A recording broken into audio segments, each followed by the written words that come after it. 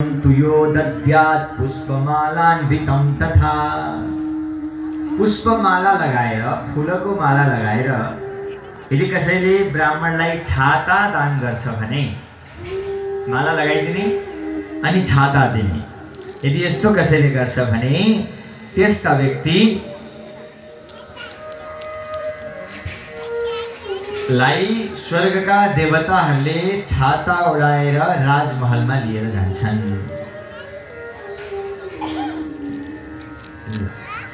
धेरै धेरै कुराहरू रहेछ। जो व्यक्तिले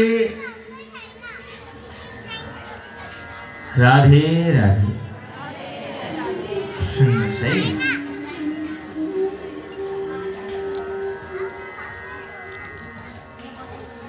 जो व्यक्तिलाई साथीहरू राम्रा हुन् भन्ने लाग्छ भने, यदि कसैले साथीहरूबाट दुःख पाउनु भएको छ भने त्यस्ता व्यक्तिले श्राद्धमा आएका ब्राह्मणलाई तिल र उखु दान गर्नु अरे। तिल र उखु दान गरियो भने राम्रा मित्र पाइन्छन् अरे यो लोकमा र पछि पनि। मित्र राम्रा हुन्छन्, नराम्राहरू आफै साइड लाग्छन्। यस्तो श्राद्धमा दानको विषयमा बताउन थाल्नुभयो। तर सबैभन्दा उत्तम चाहिँ वस्त्र आदि दान गरेको धेरै राम्रो हुन्छ भनेर यहाँ सम्झाउन थाल्नुभयो। अब अगाडि सुन्दर ब्रह्माजीका सुपुत्रहरूको वर्णन गरिएको छ। श्राद्ध कल्पलाई हामी यतै विश्राम गरौँ। अब फेरि कहिले हजुरहरूको आसपास कतै आइयो भने फेरि कतै सुनाउला, नभए कहीँ फेरि ब्रह्माण्ड पुराण सुनाउनु पर्यो भने त्यता अझ धेरै विस्तार गरौँला। हजुरहरूले घर बसेर युट्युबमा सुन्नुहोला, फेसबुकमा सुन्नुहोला। भक्तवत्सल भगवानको सुन्ने गर्नुभएको छ? घर बसेर कहिलेकाहीँ कथा सुन्नुहुन्छ? हामीले भनेको पनि सुन्नुहुन्छ? कसले सुन्नुहुन्थ्यो पहिलेदेखि नै? कसले सुन्नुहुन्थ्यो? हात उठाउनुहोस् त। हजुरले सुन्नुहुन्थ्यो?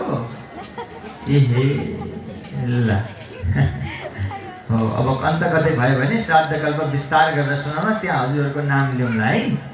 त्यहाँ मैले वाचा गरेको थिएँ, ल भनेर सुनाउला। भक्तवत्सल भगवानको। अब सुनौ।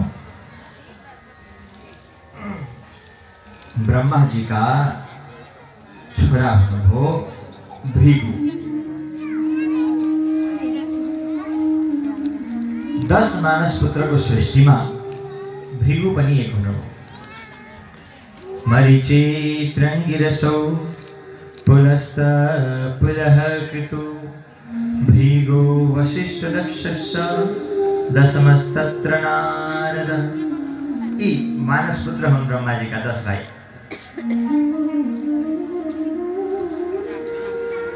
ब्रह्माका महर्षि भृगु। भृगुका हुनुभयो च्यवन ऋषि। च्यवन ऋषिका हुनुभयो अपनवान। अपनवानका हुनुभयो औरव। औरवका हुनुभयो ऋचिक नाम गरेका ऋषि। अनि ऋचिकका छोरा हुनुभयो जमदग्नि। यिनै जमदग्निका पुत्रको रूपमा आउनुभयो भगवान परशुराम। कुरुक्षेत्रमा बस्नुभएका ऋषिहरूलाई जब यसरी कथा श्रवण गराउँदै हुनुहुन्छ सुतजीले भन्नुभयो, राजन, हे ऋषिमुनिहरू, यी ब्रह्माजीको वंशमा भएका भृगु हुनुहुन्छ नि, भृगुदेखि लिएर परशुरामसम्म हेर्दा यी सबै भगवानका प्रिय भक्तहरू हुनुहुन्छ। उहाँहरूको वंशमा सबै भक्तहरू मात्र हुनुभयो। कस्ता भक्त प्रभु? जसको प्रशंसा स्वयं नारायणले पनि गर्नुहुन्थ्यो। यस्ता प्रशंसनीय हुनुभयो। प्रभु सुनाइदिनुहोस् न, भृगुजीको चरित्र सुनाइदिनुहोस् न।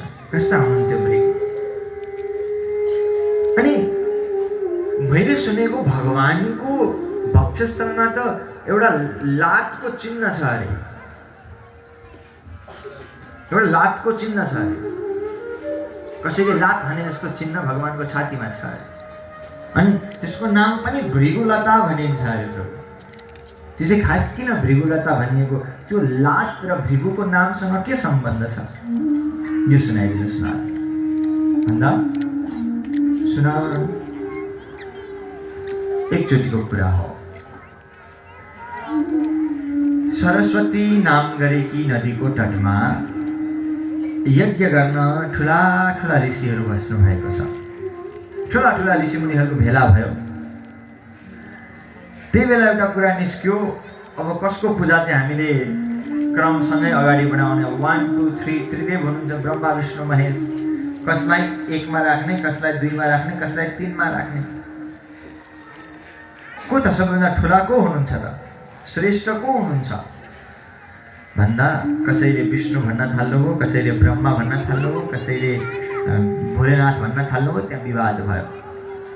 सबै ऋषिमुनिहरूले भन्नुभयो एक काम गरौँ, परीक्षा लिऊ, को ठुलो पत्ता लागिहाल्छ, किन हामीले विवाद गर्नु, परीक्षा लिऊ। कसरी लिने त परीक्षा भन्दा भृगुजीलाई भनियो, वितर्क समभूतेषां त्रिष्वधीशेषु को महान्, को चाहिँ महान छ त,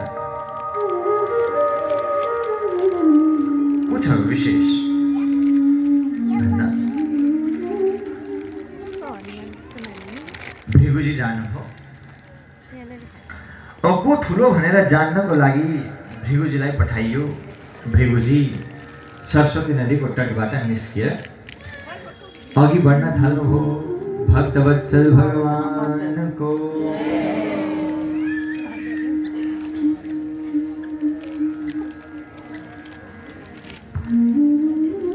र अहिले हामी बीच यस पावन यज्ञलाई अति पावन गर्नको निम्ति अर्जुनधारा रातेखालबाट अत्यन्त विद्वान आचार्य श्री विष्णुदेव गुरुदेवको आगमन भएको छ। जोरदार तालीले सम्मान गर्दै गुरुदेवलाई हामी मञ्चमा आएर बसिदिन आग्रह गर्दैछौँ। गुरुदेवको यो पावन आगमन हाम्रा लागि अत्यन्त हर्षको कुरा हो। हजुरहरूको ताली रोकिनु भएन है।